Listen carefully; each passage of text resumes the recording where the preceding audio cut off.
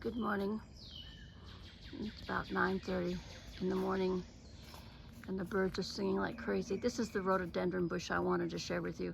I don't think I've ever seen it this full. And those are 6 or 8 inches of they're like mop head hydrangeas. Okay, we're good. We're looking at the garden down here. There's azalea bushes blooming all over. Would you look at how brilliant those are?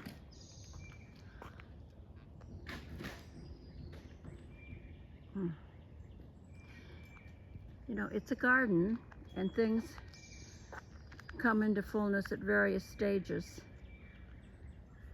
Can't see the irises down there. Okay, let's look up here and find some color in my garden. Daffodils are gone. They're storing up energy in their bulbs. Now here's my heuchera bed, coral bells. It's going to be an absolute quilt of color. And my challenge has been, since they're still small and you can still see the mulch under them, that they disappear, especially when this is in shade. So I've tried to put some brighter colors in it. I think we've only lost maybe about 4 baby plants in here. But this is going to be color year round. Now this bush right here was is a camellia. For some reason or other, I didn't have any buds, any flowers on it to speak of this year. Maybe one. And here are beautiful, beautiful azaleas. You know, they spark such hope for the new year. So the hostas are coming up.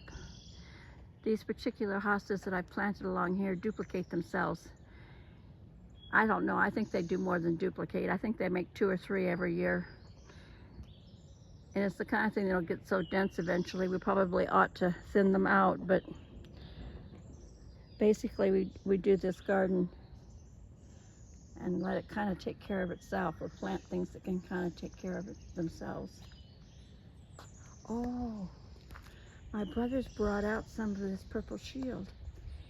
Remember where we sunk these pots in the ground so that we could just pop the plants back in? These have been in the greenhouse for the last 5 or 6 months.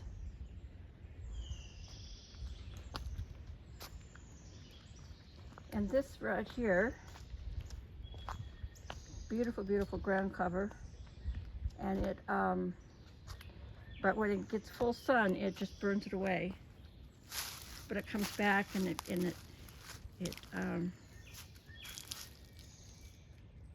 think this is Bernera.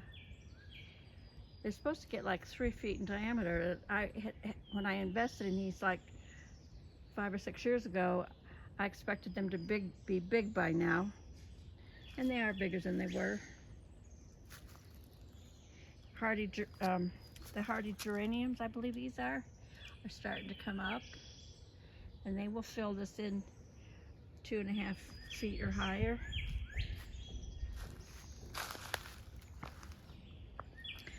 Okay, this little thing right here was just pointed out to me by my sister-in-law, and it's a kind of orchid.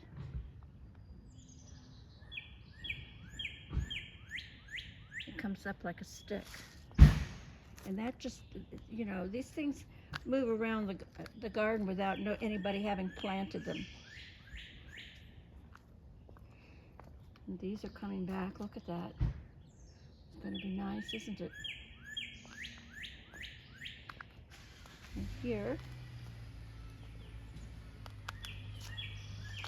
the stems are so long, and all it takes is a little bit of rain, and they just topple right over.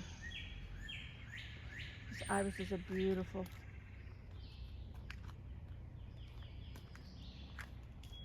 And these are, again, and they have not done well. I think I put these in 6 years ago when I first moved here. And they don't get enough sun, and I did a pretty good job about keeping them watered, but this year for the first time they're putting on buds. Isn't that something? And I don't know what's eating these leaves.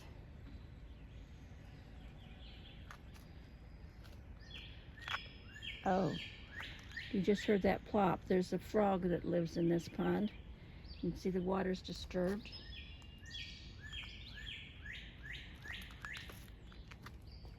Let's walk over here. So you can see all the hostas are coming back, full force. And nothing grows over on this corner. I've tried, again, rhododendron bushes that I put out here, and they're scrawny. They don't get enough sun. They're an understory plant in the woods. So we see them throughout the woods because they grow anywhere from 8 to 20 feet high in the woods, given half a chance. But they do need some sun, apparently. And this is my Lenten rose patch. And it's getting nice and thick. Oh, here we have some left. Here is the 1st of May. And we have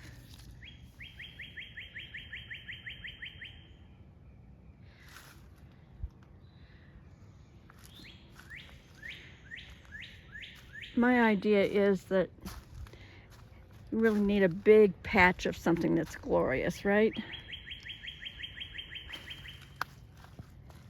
Especially when they're subtle like this. Ooh, those leaves are serrated and they're prickly. Okay. Joyce put 2 or 3 more exotic ones in here further down. So you can see under this tree, nothing really grows. Joy had planted azaleas in here, and their poor babies are just so scraggly. Again, it's a situation of they need a little bit more sun than they're getting. Here's a white one that's doing all right. I rooted, and I'll just walk over to the moss garden. I rooted some azaleas and planted them out here, and probably 3 of them took. Oh, look at this here. See if I can get my shadow out of the way.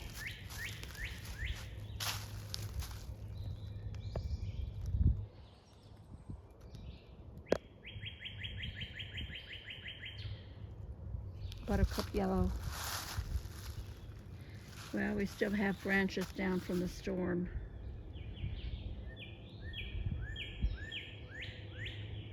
My brother just celebrated his 75th birthday, and he's slowing down. And more of these.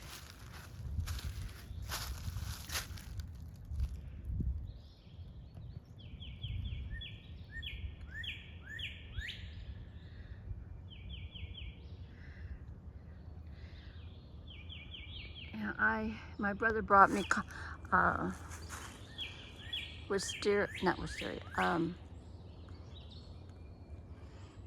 we almost have a whole forsythia. He brought me starts from the base of other trees, other shrubs on the property, and they're doing all right. We need to get out here and weed and blow the leaves away. But we planted these probably 3 years ago, these little hostas. And hostas are incredible in that they're so hardy. It's almost impossible to do them in. There's another trillium. Let's see if I can pull you in to see that. It's not blooming right now, but that 3-leaf is your trillium. Let's walk around some more. Oh, looks like the money plant's doing. Now, money plants are biannual. Let's see. Well, that may not be money plant. Let's go over and look at that purple. God, there's bear prints all over the place. Can you see all that? And these daylilies, there's 9 here that are smaller, were gifts from a friend of mine. And he closed out his grandmother's home, so you know they've been growing for a really long time. And these are my 3 hydrangeas that were gifts. I think it's Persian blue. Let's go down here. This is the no-no garden. Remember last year we had all those impatiens that self-seeded, and they climbed down this area that's built up and moved all the way down here to in front of these chairs. Okay, I don't know what this is.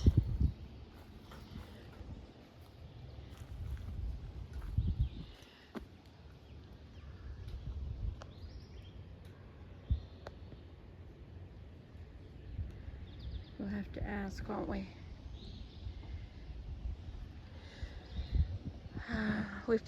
My family had planted roses in here, and I planted some more, but they don't get enough sun. Roses need full sun all day long. It's impossible for them to have too much sun. But we really didn't have any place to move them. So that's that.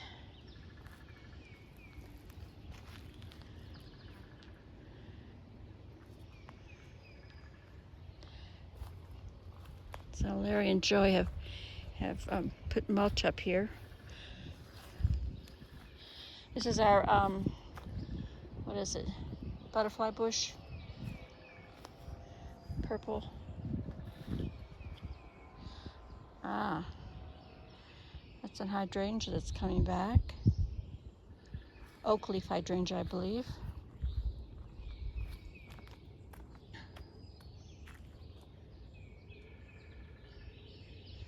And these bloom twice a year. The first bloom in the spring is always the biggest.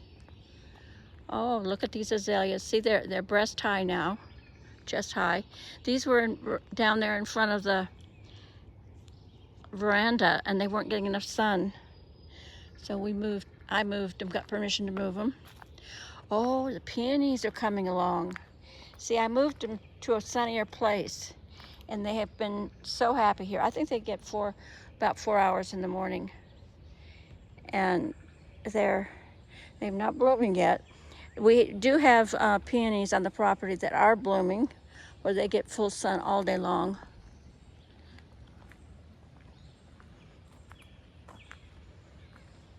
So when you have a shade garden, it's important to have things that are as brilliant and bright as possible, so they'll show up.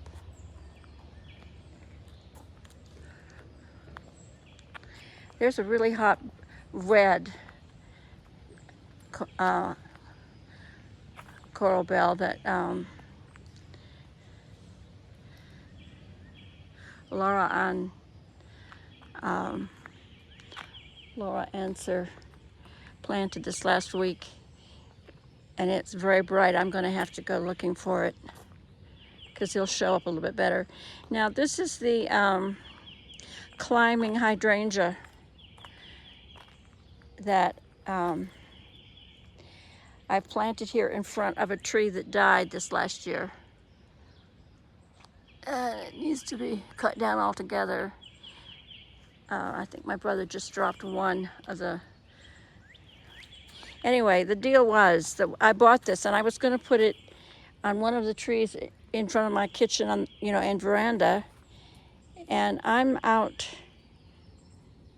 2 trees there that were candidates. And I'm out, and you know how the still small voice is right above your ear?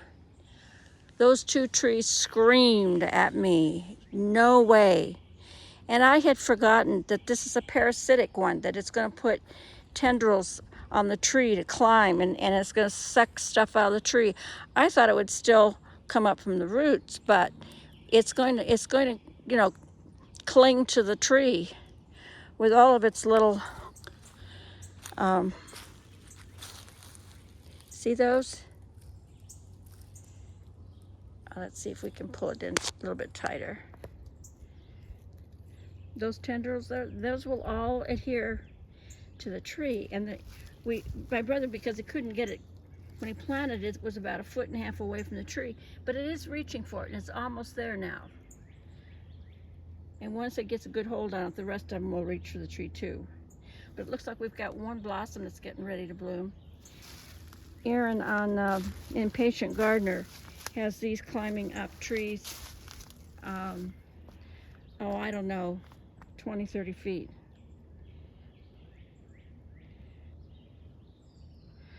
Well, just wanted to share a little bit short of the garden today. Those of us who are gardeners, we see when things start to come awake and come alive, and we're thrilled. There's more of that purple stuff over here. That little tiny growing. I don't remember this.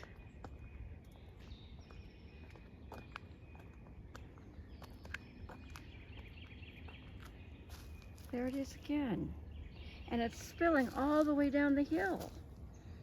Who knew? I don't know what this other thing is either. Look at that. That's pink one. And it's spilling down here too as well. Well, you know, they say plants walk and trees walk. Sometimes it's with their babies.